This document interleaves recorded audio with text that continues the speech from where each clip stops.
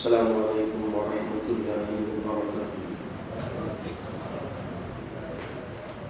الحمد للہ رب العالمین والصلاة والسلام علی سید الانبیاء والمرسلین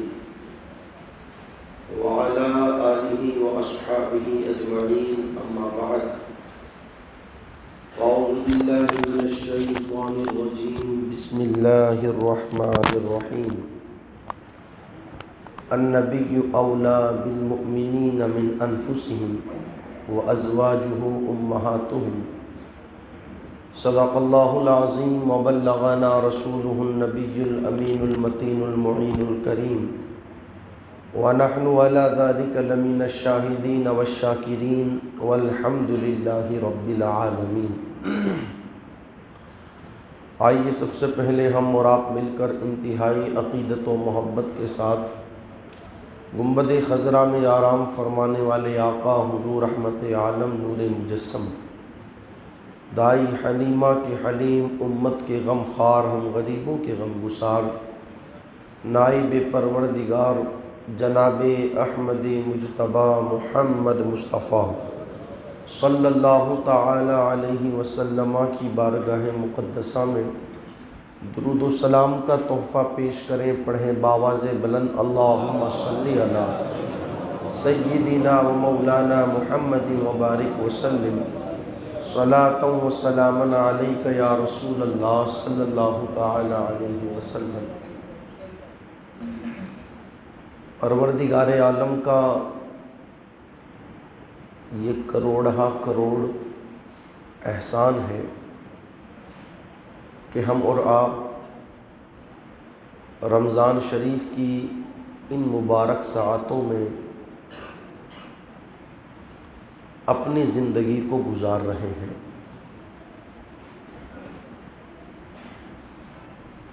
ویسے تو رمضان شریف کا مبارک مہینہ ہے ہی عظمتوں والا، برکتوں والا، رفعتوں والا، مگر کئی عظیم ہستیوں سے بھی اس ماہ مبارکہ کو نسبت ہے، جیسا کہ آج رمضان شریف کے اس مبارک مہینے کی 15 تاریخ ہے، جس تاریخ کو نسبت ہے نواسۂ رسول، جگر گوش بطول، سیدنا سرکار امام حسن مجتبی رضی اللہ تعالی عنہ سے۔ اسی طریقے سے جو 10 تاریخ گزری اس کو نسبت تھی ام المؤمنین سیدہ خدیجۃ الکبریٰ رضی اللہ تعالی عنہ سے۔ اس سے پہلے جو 3 تاریخ گزری اس کو نسبت تھی شہزادی رسول سیدہ طیبہ طاہرہ خاتون جنت سیدہ فاطمۃ الزہرا رضی اللہ تعالی عنہ سے، اور آنے والی جو یہ 17 تاریخ ہے اس کو نسبت ہے ام المؤمنین محبوب رب العالمین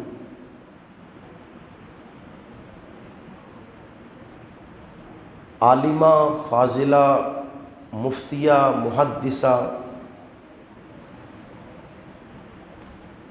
سیدہ عائشہ صدیقہ رضی اللہ تعالی عنہ سے، اور اسی 17 تاریخ کو اسلام اور کفر کے درمیان ہونے والی پہلی جنگ، جسے جنگ بدر کہا جاتا ہے، وہ بھی وقوع پذیر ہوئی۔ اس کے بعد پھر جو 21 تاریخ آئے گی اس کو نسبت ہے داماد پیغمبر جناب حیدر سیدنا سرکار مولائے کائنات حضرت علی رضی اللہ تعالی عنہ سے، اور بھی کئی سارے بزرگوں کی مبارک یادیں اس ماہ مبارکہ کے اندر منائی جاتی ہے۔ جیسا کہ سرکار جنید بغدادی ہیں، شیخ سری سقطی رحمۃ اللہ علیہ ہیں، اور بھی کئی سارے بزرگان دین. میں چاہوں گا کہ آج جمعۃ المبارکہ کے اس مختصر سے وقت میں چند گزارشات حضور صلی اللہ تعالی علیہ وسلم کی ازواج مطہرات میں سے ان دو عظیم ہستیوں کے حوالے سے آپ کے سامنے عرض کروں، جن میں سے ایک سیدہ خدیجۃ الکبریٰ رضی اللہ تعالی عنہا اور دوسری خاتون سیدہ عائشہ صدیقہ رضی اللہ تعالی عنہا. ہم اور آپ اس بات کو بخوبی جانتے ہیں کہ پیغمبر اسلام صلی اللہ تعالی علیہ وسلم کا جو پہلا نکاح ہوا وہ 25 سال کی عمر مبارکہ میں ہوا. یعنی حضور صلی اللہ تعالی علیہ وسلم کی عمر شریف 25 سال اور سیدہ خدیجۃ الکبریٰ رضی اللہ تعالی عنہا کی عمر مبارکہ 40 سال. نکاح کی ایک پوری تفصیل ہے. سیدہ خدیجۃ الکبریٰ رضی اللہ تعالی عنہ نے خواب دیکھا تھا کہ آسمان کا چاند اتر کر کے میری گود میں آ گیا. تو اس خواب کی تعبیر پوچھنے کے لیے اپنے چچا زاد بھائی ورقہ بن نوفل کے پاس گئی اور کہا بھائی ایک خواب دیکھا ہے، ذرا اس کی تعبیر بتائی جائے. تو بھائی نے کہا خدیجہ یہ جو تو نے خواب دیکھا ہے کوئی معمولی خواب نہیں بلکہ یہ خواب بھی شان والا ہے. سیدہ خدیجہ نے پوچھا بات سمجھ میں نہیں آئی، آخر کہنا کیا چاہتے ہو؟ تو ورقہ بن نوفل نے کہا خدیجہ بہن تم ایک مرتبہ پھر دلہن بنو گی. اب حالانکہ 2 مرتبہ سیدہ خدیجۃ الکبریٰ رضی اللہ تعالی عنہا کا پہلے نکاح ہو چکا تھا اور دونوں مرتبہ شوہر انتقال کر گئے تھے. اب آپ اور ہم سمجھ سکتے ہیں کہ جس خاتون کا ایک نکاح ہو، شوہر انتقال کر جائے، پھر نکاح ہو، پھر شوہر انتقال کر جائے، پھر دل کے اندر نکاح کرنے کی کوئی خواہش اور تمنا رہتی نہیں. تو سیدہ خدیجۃ الکبریٰ رضی اللہ تعالی عنہا کے دل کی بھی کیفیت یہی تھی. 2 مرتبہ بیوہ ہو گئی، اب دل میں کوئی اور تمنا کوئی آرزو نہیں تھی. لیکن جب یہ خواب دیکھا اور ورقہ بن نوفل کے پاس اس خواب کی تعبیر معلوم ہوئی تو سیدہ خدیجہ نے کہا کیسی تم باتیں کرتے ہو، کیسا تم مذاق کرتے ہو؟ ورقہ نے کہا اگر میرا علم مجھے سچ بتا رہا ہے تو اس بار تم پھر ایک مرتبہ دلہن بنو گی، مگر بہن اس مرتبہ جب تم دلہن بنو گی تو کسی عام بندے کی دلہن نہیں بنو گی بلکہ اللہ کے آخری رسول مصطفیٰ جان رحمت صلی اللہ تعالی علیہ وسلم کی دلہن بنو گی. اور بھی کئی ساری باتیں ہوئی. ان کا تعلق مکے سے ہوگا، نام ان کا محمد صلی اللہ تعالی علیہ وسلم ہوگا. اب سیدہ خدیجۃ الکبریٰ رضی اللہ تعالی عنہا کے دل کے اندر حضور صلی اللہ تعالی علیہ وسلم کی محبت پیدا ہونے لگی. وقت گزرتا رہا. پھر ایک وقت وہ بھی آیا کہ سیدہ خدیجۃ الکبریٰ رضی اللہ تعالی عنہا کا نکاح حضور صلی اللہ تعالی علیہ وسلم کے ساتھ ہوا. اب آپ اور ہم دیکھیں حضور علیہ السلام کی عمر مبارکہ 25 سال اور سیدہ خدیجۃ الکبریٰ رضی اللہ تعالی عنہا کی عمر مبارکہ 40 سال. حضور صلی اللہ تعالی علیہ وسلم نے ان سے نکاح فرمایا اور تقریباً 25 سال تک سیدہ خدیجۃ الکبریٰ رضی اللہ تعالی عنہا حضور صلی اللہ تعالی علیہ وسلم کے نکاح میں رہی. اور اس پیریڈ میں حضور صلی اللہ تعالی علیہ وسلم نے کسی دوسری خاتون سے نکاح نہیں فرمایا. یعنی جب تک سیدہ خدیجہ حضور کے نکاح میں رہی حضور علیہ السلام نے کوئی دوسرا نکاح نہیں کیا. اور اپنی ظاہری زندگی گزار لینے کے بعد جب سیدہ خدیجۃ الکبریٰ رضی اللہ تعالی تعالیٰ عنہ کا وصال ہو گیا، اس کے بعد میں حضور صلی اللہ تعالیٰ علیہ وسلم نے دوسرے نکاح فرمائے۔ آج معاذ اللہ حضور صلی اللہ تعالیٰ علیہ وسلم کے نکاحوں پر دین سے تعلق نہ رکھنے والے لوگ انگلیاں اٹھاتے ہیں، اور جن کا مذہب مہذب اسلام سے تعلق نہیں، غیر مذاہب کے لوگ، وہ معاذ اللہ طرح طرح کی باتیں کرتے ہیں کہ وہ تو ایسے تھے، وہ تو ایسے تھے، ان کے معاملات ایسے تھے۔ اور بالخصوص سیدہ عائشہ صدیقہ رضی اللہ تعالیٰ عنہ کے نکاح کو لے کر کے طرح طرح کی باتیں کی جاتی ہے، مگر آپ دیکھیں 25 سال کی کڑیل جوانی کے اندر کیا کوئی ہے جو 40 سال کی خاتون سے نکاح کر لے گے؟ اور وہ بھی صرف 40 سال کی خاتون نہیں، بلکہ اس خاتون کی بھی کیفیت یہ ہے کہ وہ 2 مرتبہ پہلے بیوہ ہو چکی ہے۔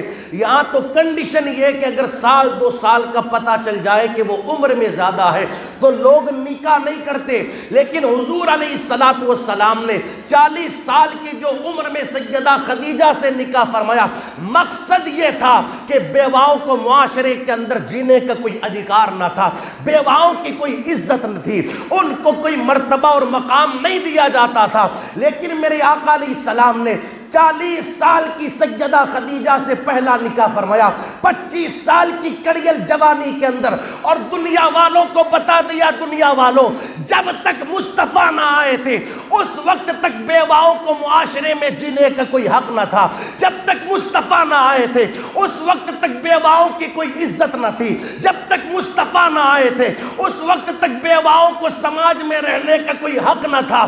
اب مصطفیٰ تشریف لے کر کے آ گئے ہیں، اور نبی نے پہلا نکاح کسی اور خاتون سے نہیں بلکہ بیوہ سیدہ خدیجہ سے فرما کر وہ مقام عطا فرمایا کہ اللہ کا قرآن کہتا ہے وَأَزْوَاجُهُ أُمَّهَاتُهُمْ، نبی کی بیویاں کوئی معمولی بیویاں نہیں بلکہ وہ ایمان والوں کی مائیں ہوا کرتی ہے۔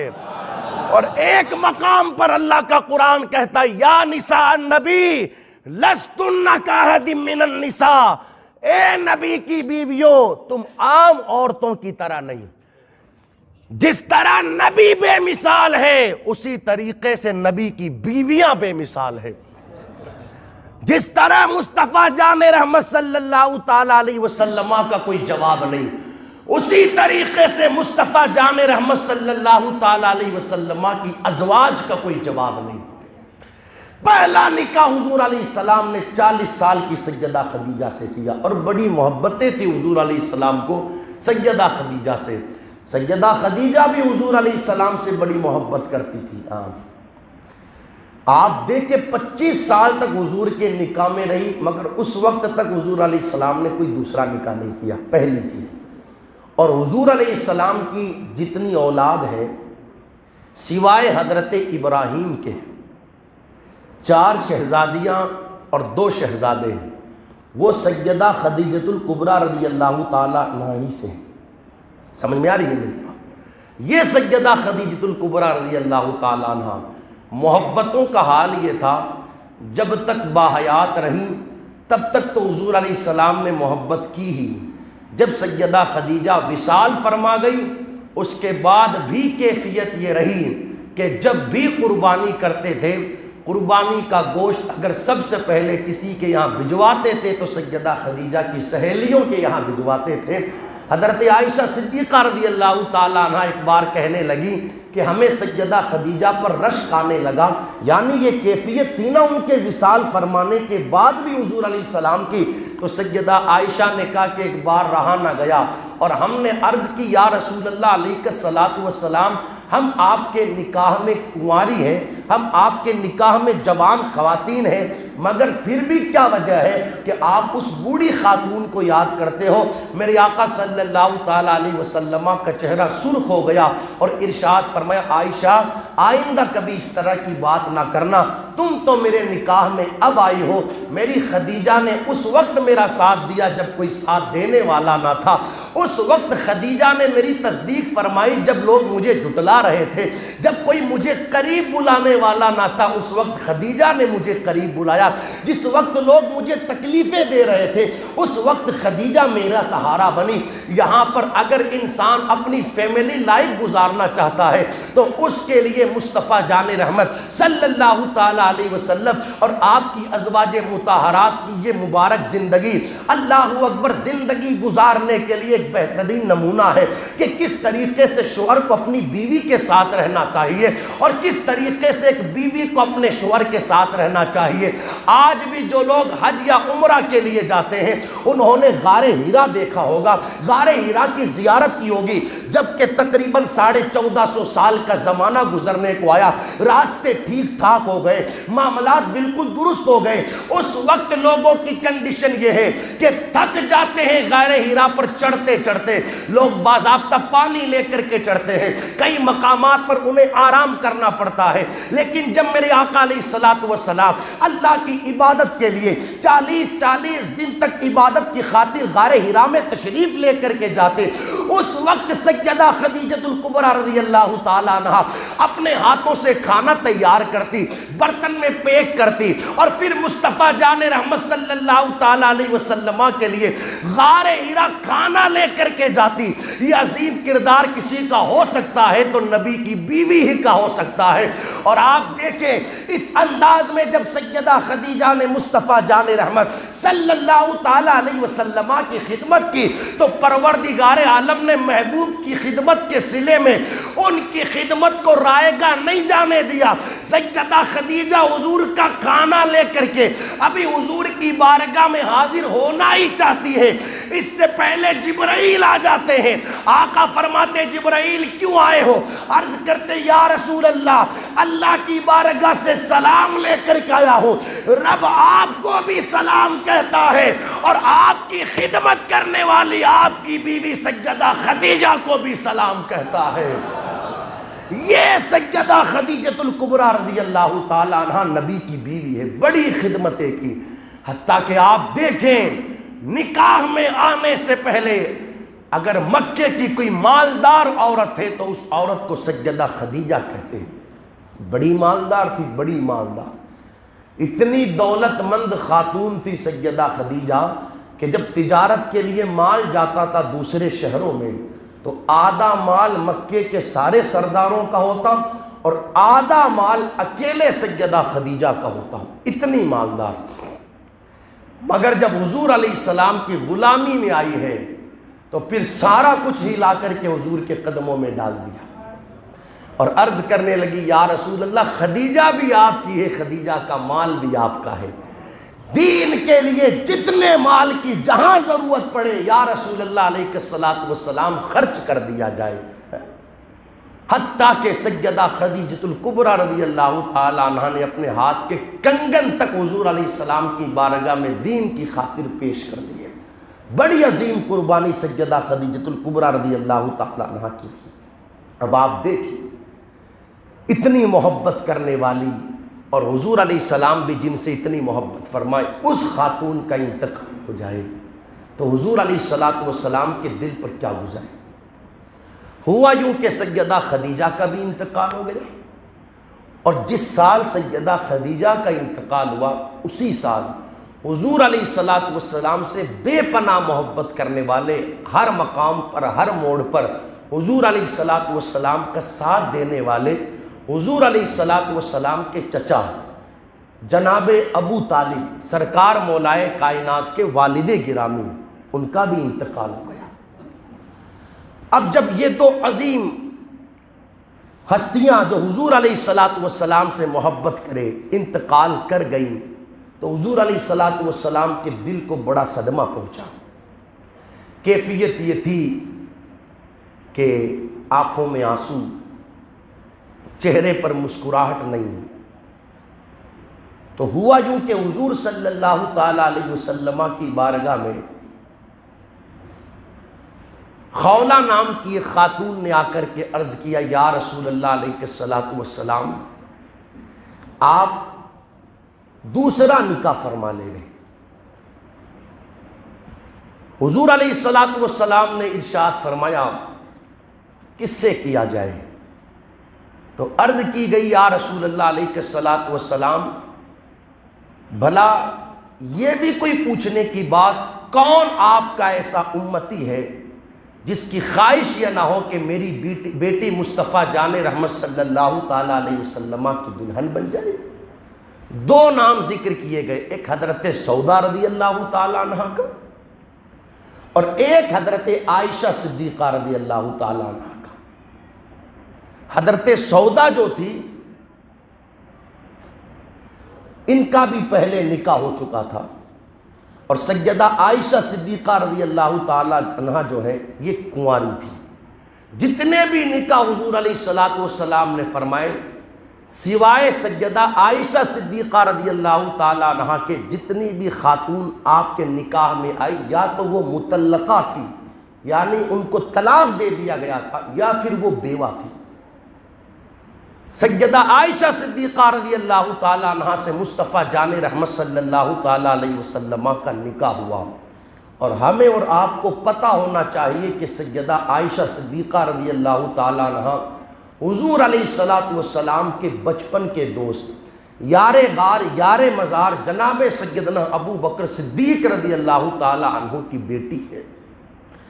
اور جناب صدیق اکبر رضی اللہ تعالی عنہ خود فرماتے، لوگوں ابو بکر کی خواہش یہ ہے کہ ابو بکر پوری زندگی حضور کا چہرہ دیکھتا رہے، ابو بکر کا سارا مال حضور کے قدموں پر قربان ہو جائے، اور ابو بکر کی بیٹی عائشہ مصطفیٰ کی بیوی بن جائے۔ حضور علیہ الصلوۃ والسلام کا نکاح سیدہ عائشہ صدیقہ رضی اللہ تعالی عنہ سے ہوا، مگر آپ دیکھیں نکاح ایسے نہیں ہوا، بلکہ نکاح سے پہلے خود مصطفیٰ جان رحمت صلی اللہ تعالی علیہ وسلم نے ارشاد فرمایا، بخاری شریف کے اندر بھی یہ روایت موجود ہے اور بھی حدیث کی دیگر کتابوں میں یہ روایت موجود، کہ جبرائیل مصطفیٰ جان رحمت صلی اللہ تعالی علیہ وسلم کی بارگاہ میں سبز ریشم کا ایک کپڑا لے کر کے آتے، اور اللہ اکبر، میرے آقا صلی اللہ تعالی علیہ وسلم کی بارگاہ میں جب اس کپڑے کو پیش کرتے، حضور علیہ الصلوۃ والسلام جب اس کپڑے کو کھولتے تو فرماتے ہیں کہ اس کپڑے کے اندر مجھے جو صورت دکھائی جاتی وہ کسی اور کی نہیں بلکہ عائشہ کی صورت دکھائی جاتی، اور جبرائیل عرض کرتے، یا رسول اللہ علیہ الصلوۃ والسلام، رب فرماتا ہے کہ آپ کی یہ بیوی ہے دنیا کے اندر بھی اور آخرت کے اندر بھی۔ اس طریقے سے مصطفیٰ جان رحمت صلی اللہ تعالی علیہ وسلم کے سیدہ عائشہ کے نکاح میں آنے سے پہلے بھی ان کے آنے کی بشارت رب کی جانب سے حضور کو دی جاتی۔ خیر، حضور علیہ الصلوۃ والسلام کا نکاح سیدہ عائشہ صدیقہ رضی اللہ تعالی عنہ کے ساتھ ہوا، اور سیدہ عائشہ صدیقہ رضی اللہ تعالی عنہ کو وہ مقام اللہ نے عطا فرمایا کہ حضور علیہ الصلوۃ والسلام کی اور بھی ازواج ہیں، اور پیغمبر اسلام صلی اللہ تعالی علیہ وسلم نے بیویوں کے درمیان انصاف فرماتے ہوئے باری متعین کر رکھی ہے۔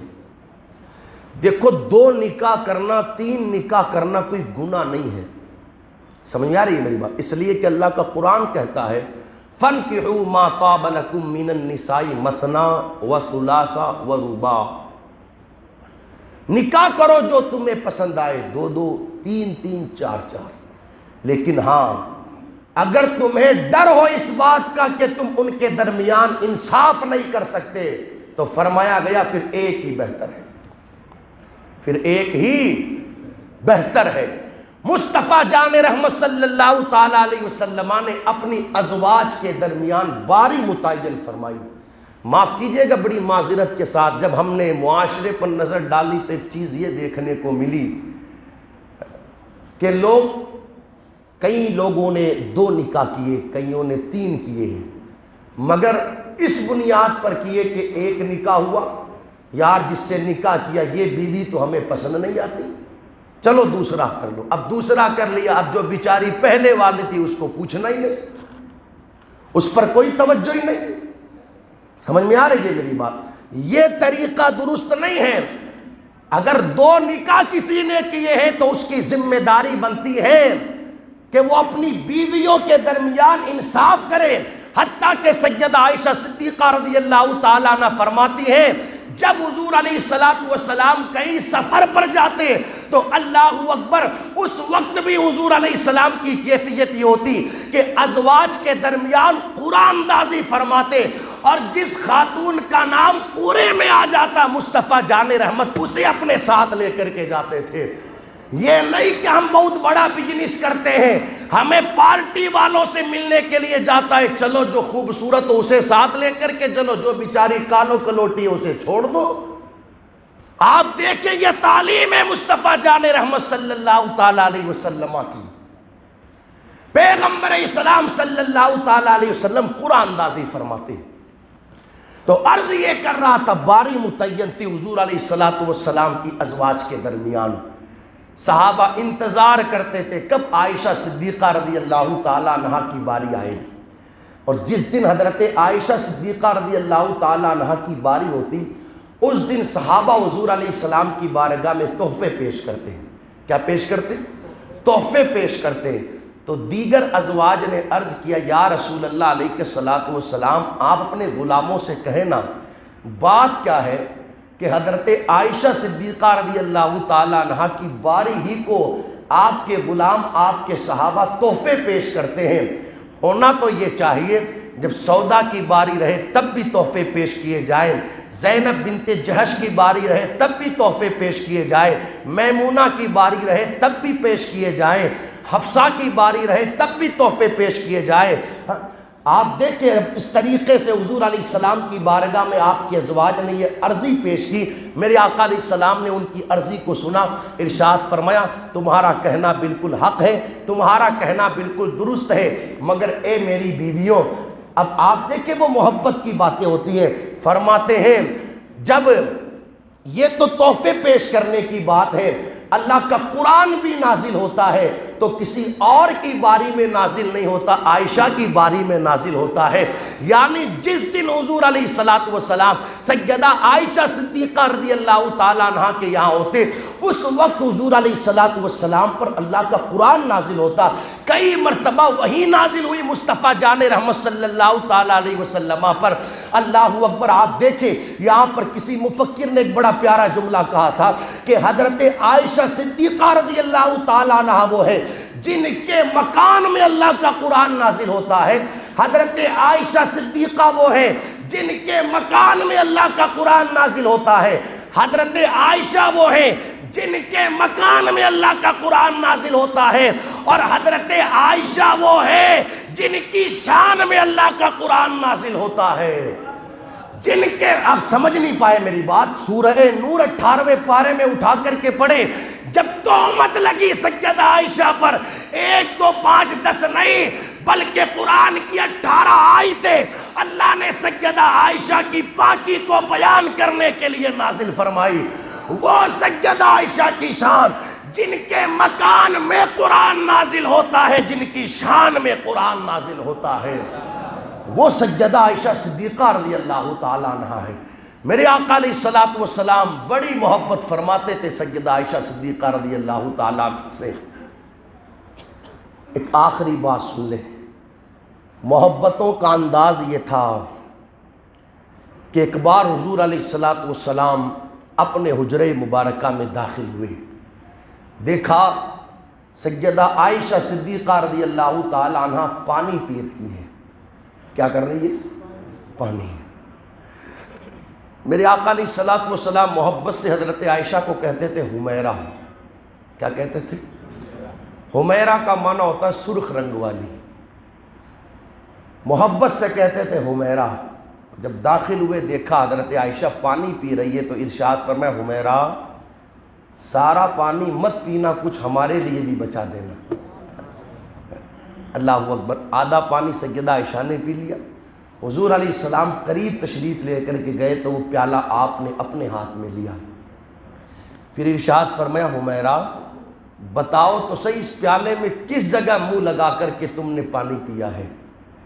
سیدہ عائشہ صدیقہ رضی اللہ تعالیٰ عنہ نے عرض کی، یا رسول اللہ اس جگہ۔ پھر بچا ہوا پانی اسی پیالے میں اسی جگہ منہ لگا کر کے حضور علیہ الصلوۃ والسلام نے نوش فرمایا، اور ارشاد فرمایا اس عمل کی برکت سے اللہ دلوں میں محبتیں پیدا فرماتا ہے۔ یہ محبتوں کا انداز تھا۔ ضرورت اس بات کی ہے حضور علیہ الصلوۃ والسلام کا جو کردار آپ کی ازواج کے ساتھ رہا، یا آپ کی ازواج کا جو کردار حضور علیہ الصلوۃ والسلام کے ساتھ رہا، اس کو ہم اپنی زندگیوں میں اتاریں۔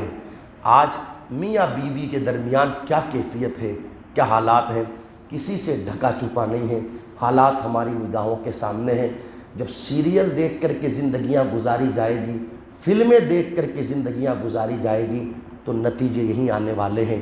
کاش کہ سیریل دیکھنے کے بجائے، فلمیں دیکھنے کے بجائے مصطفیٰ جان رحمت صلی اللہ تعالیٰ علیہ وسلم کی ازواج کا یہ پاکیزہ کردار پڑا ہوتا تو آج زندگیوں کا معاملہ کچھ اور ہی ہوتا۔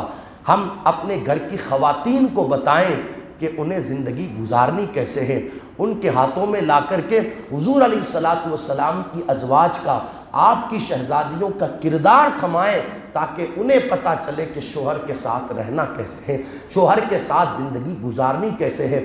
اور ہماری بھی ذمہ داری بنتی ہے ہم اس چیز کو خصوصی توجہ کے ساتھ پڑھیں جو حضور علیہ الصلوۃ والسلام کا کردار اپنی بیویوں کے ساتھ رہا۔ حضور علیہ الصلوۃ والسلام کے جب اس کردار کو ہم پڑھیں گے تو ہمیں بھی پتہ چلے گا کہ مصطفیٰ جان رحمت صلی اللہ تعالیٰ علیہ وسلم نے اپنی ازواج کے ساتھ زندگی کیسے گزاری۔ ہماری تو کنڈیشن یہ ہے کہ ہم گالی کے بغیر بات ہی نہیں کرتے ہیں۔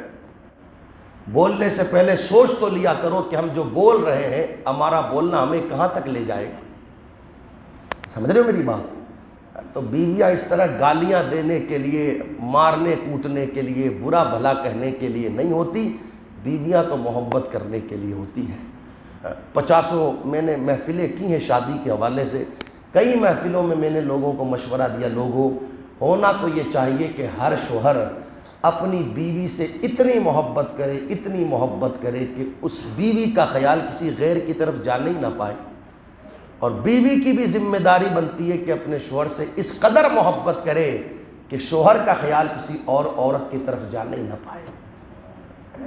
سمجھ میں آ رہی ہے؟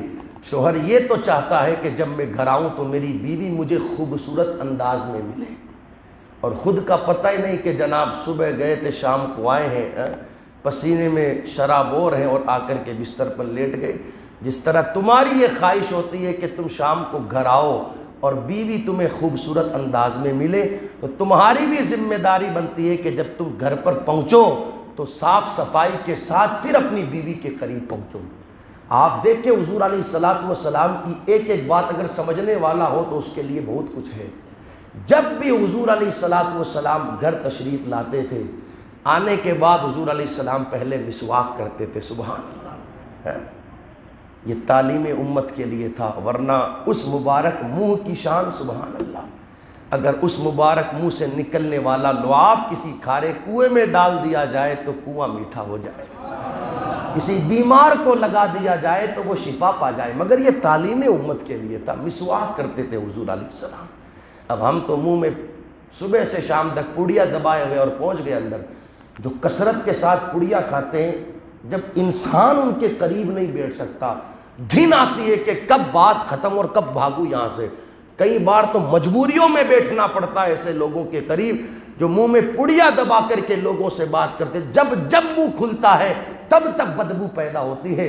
یار جب ایک آدمی، ایک انسان کو، ایک مرد کو اس طریقے سے تجھ سے گھن محسوس ہو رہی ہے تو یار تیری بیوی بھی تو ایک انسان ہے، منہ میں پڑیاں دبا کر کے جب تو بیوی کے قریب جائے گا تو کیا اس کو گھن محسوس نہیں ہوگی؟